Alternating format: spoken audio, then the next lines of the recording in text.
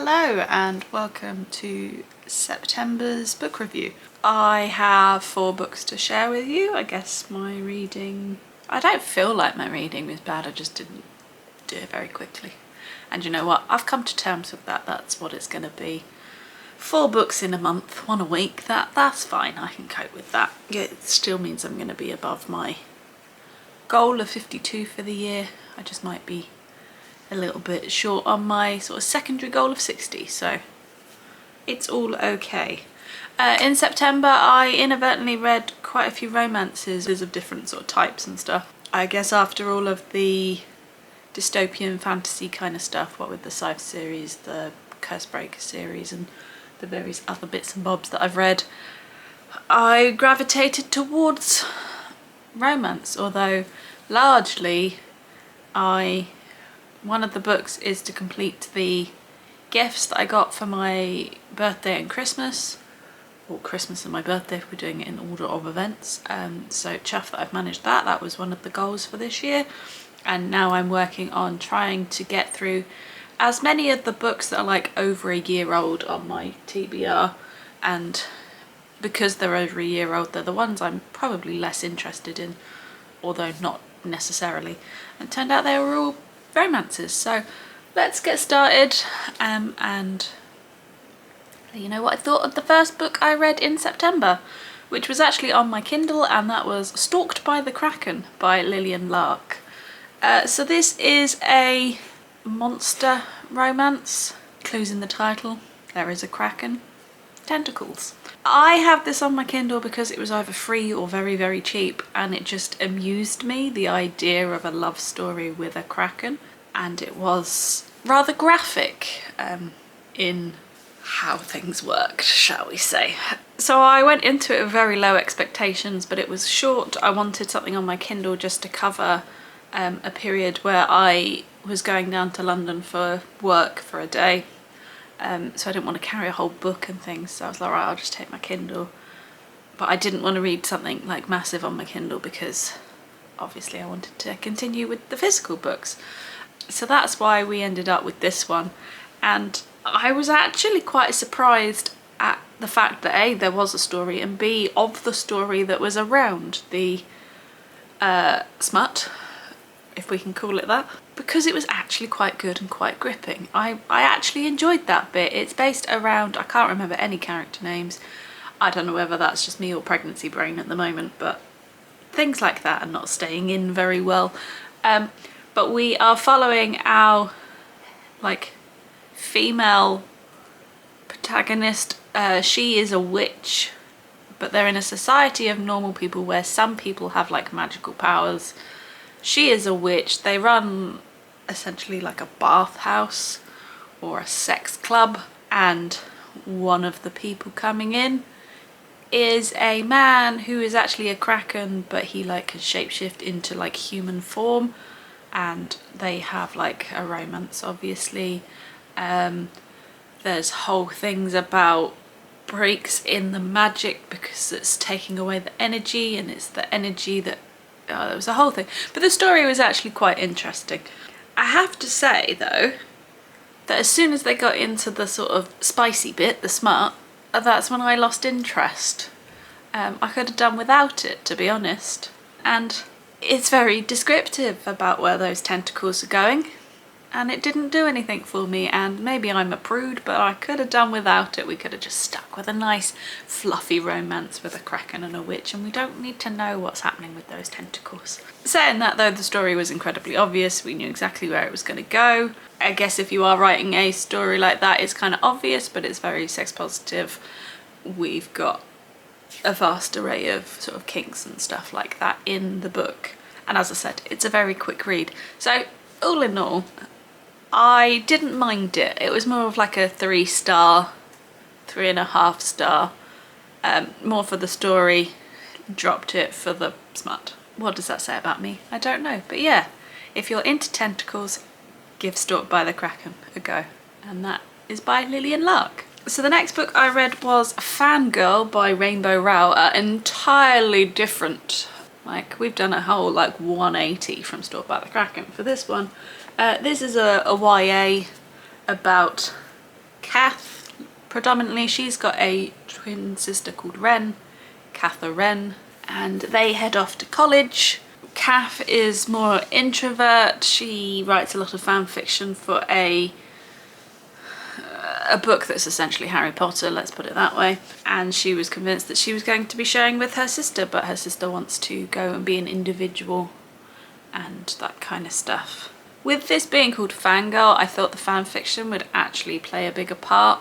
I kind of didn't see the point of it, and at the beginning or at the end, I don't really know where that was in, but at the beginning of each chapter there's like an extract of either the real fiction or the fan fiction, and I thought that really didn't work with this and really messed up with the pace of the book. I mean, maybe it's because I'm not really the target audience, and this came out, when did this come out? This came out in 2013, so it's also, you know, 10 years old. So if I'd read it, possibly not back then, because even then I was possibly too old for it, but if I'd read it closer to the age of these people, maybe I would have enjoyed it more. But it did take me probably about half the book to get at all invested in the characters that we were following, because we also have, you know, love interests and things like that. I do like the way that Rainbow Rowell writes. I have read Eleanor and Park, Attachments, and this one. I have to say the only one I've enjoyed most or enjoyed a lot was Eleanor and Park. This one is probably second, Attachments is third. But I'm not sure that I'm going to continue reading Rainbow Rowell books, despite the fact that I do like the way that she writes, because they just don't do a lot for me. I enjoy them, but I don't get a lot from them. I don't get any sort of feels. I'm just going through the motion of reading the book. I had someone say it's a book and I read it, and that's sort of how I feel about it. But there were elements of this that reminded me of Prep by Curtis Sittenfeld, because you are following the year of them starting college and what goes on there. But this is a lot more accessible than Prep. A couple of things that kind of irritated me. One, I don't feel that this actually ended. I guess it is a slice of life because we're only following them for the year, but I would have liked a bit of a conclusion. And so she's writing fan fiction for a series about Simon Snow, which is so clearly linked to Harry Potter. Like, so much of it is taken from Harry Potter. It's unbelievable. But then I thought it was just the Harry Potter of that sort of world, and then they mentioned Harry Potter and I got really confused by that. And as I said, the fan fiction element didn't do anything for me. I know she's actually written the carry-on story that Kath is writing in this. I won't be reading it. I don't feel the need. I didn't like that aspect. So, as I said, if I'd read it closer to the age of these characters, like maybe just before I went off to university or sixth form or something, I think I probably would have enjoyed it quite a lot, but at this time of my life wasn't for me, so this one's going to be going. So that's Fangirl by Rainbow Rowell. The next book I read was Instructions for Dancing by Nicola Yoon. This covers my Buzzword-a-thon prompt for September, which was to read a word associated with games, which I found a little bit difficult. Don't know whether I'm stretching, but I figured all games have instructions, so we can go for that one. And this was the last gift that I had to read. Nicola Yoon is the author of Everything, Everything, and The Sun Is Also a Star, and they're both books I really enjoyed and really felt invested in those romances and those characters. Unfortunately, this one didn't quite do it for me in the same way. There was a considerable gap between her writing this and The Sun Is Also a Star, which is her second book. I'm pointing there because it's sort of behind me. I don't know what's happened in her life. It's sort of half mentioned it in the acknowledgements and at the end of this book, with various family members suffering different things, so obviously that's going to change her perspective on life and stuff like that. But where I really did love the characters of the other two books, I didn't really believe in the romance of these two. So this is following Evie. Her parents have gone through a divorce. She's not coping very well with it. She then gets a power that if she sees a couple kiss, she can see how their relationship's going to end. And then there's this whole aspect of a dance competition as well. And that's sort of where my issue with this book came in. Again, I liked it. It was sort of a 3.5 star. Nicola Yoon's writing is still very good and I still enjoyed it, and I probably would still read something from her. I think this might just be a bit of a blip, or just one that I didn't get on with personally, and I did really enjoy the other two. But I don't feel like the fact that they're doing this dance competition, which is the reason why she's with X and getting close to X, and then this sort of magical element with her knowing how couples are going to end, I don't see how those two linked, and I didn't feel they linked very well in the book. Obviously, with her seeing the ends of all of these relationships and what's going on with her parents, it does make her more apprehensive about being in a relationship with X. But it didn't really work for me. What I would say though is, obviously this is a chunky boy. At over 400 pages, we're looking 460 odd, I think. 450, 460. And it took me a long time to like the characters. This is under 300 pages, and it shows that you can still have a fully fleshed out story, even if I personally didn't get on with it quite as well. You can still have a fully fleshed out story in a short book. It doesn't have to be massively long for us to get everything. Obviously, in some occasions we need it, but we don't always, and that's one of the main things I liked about this. And to be fair, her other books are not massive either. Whoops. So that's one of the reasons that I like Nicola Yoon, is that we get a full story. Normally we feel for the characters, but they're not, you know, a slog, because they're not really long, so there's never any like bits that shouldn't be there kind of thing. So yeah, Instructions for Dancing is a good book, would recommend, just wasn't my favourite of this author, but I will be giving her a go should she release anything else. And the last of my gifts, so tick for that goal. And the last book that I completed in September is the Soulmate Equation by Christina Lauren. Fangirl was the oldest on my TBR, this is the next, so that's why I picked this one up.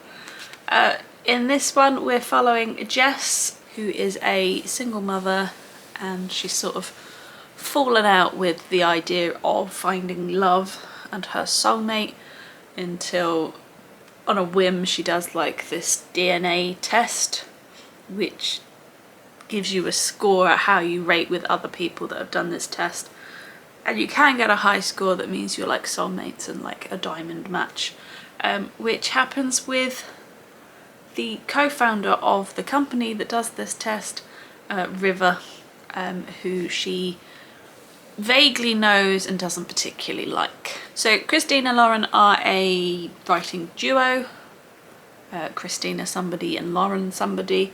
I have read The Unhoneymooners from them and I really enjoyed that book. I thought it was both funny and, you know, heartwarming. But again, unfortunately in this one I didn't particularly believe the romance between Jess and River.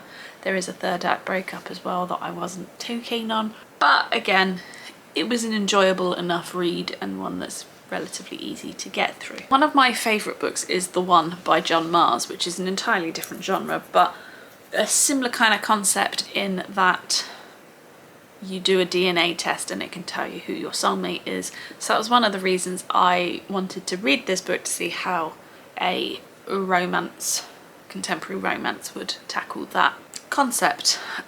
Not as well, unfortunately. The One is a very good book which I would recommend to everybody.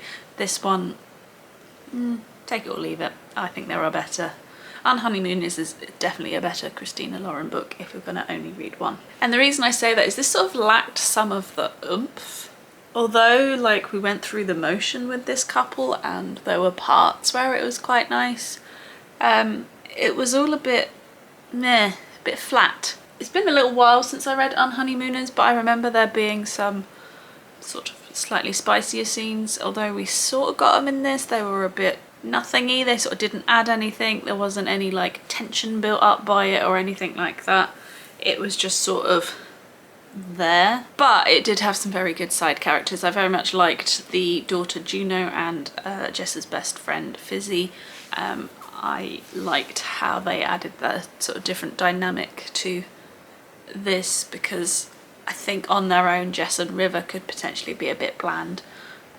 So again, it's very much been a fine kind of reading month. I've enjoyed everything I've read, I've just not loved everything. Nothing's really sucker punched me in the feels or anything like that.